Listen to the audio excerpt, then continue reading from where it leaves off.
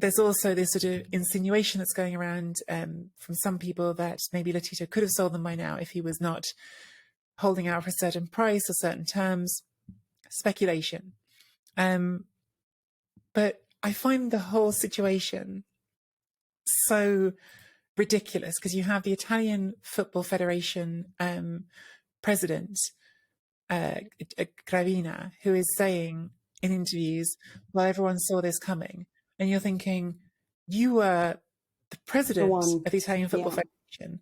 And in your own words, this exemption was extended for 10 years. Now, to sort of put this into context, yes, there's no immediate conflict of interest between Lazio and Salernitana when Salernitana are in Lega Pro or Serie B, but they both compete in the Coppa Italia. So when they were making the Coppa Italia, they were putting them on opposite sides of the draw to make sure they wouldn't play each other as long as they didn't reach the final. Now, again, realistically, you can say it's unlikely, right? It's unlikely and it didn't happen that Lazio and Salernitana reach a final. But how can you run a competition on that premise? How can you run a competition on the premise that it probably won't happen? It's crazy to me that it's got this far. Crazy. Well, Serie A clubs obviously voted on the issue, and one of them would like Salernitana to get the decision postponed so that they can finish out the season in Serie A.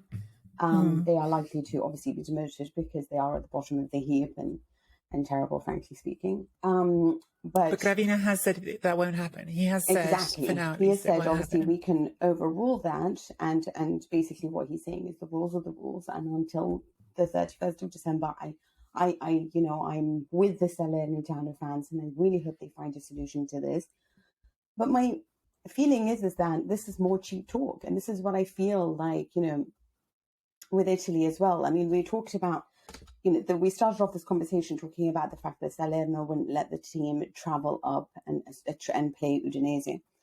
And it is that kind of, well, then you set a precedent when you allowed Napoli to basically replay that match, when you could have shown us the value or the strength of the COVID protocol set by Serie A.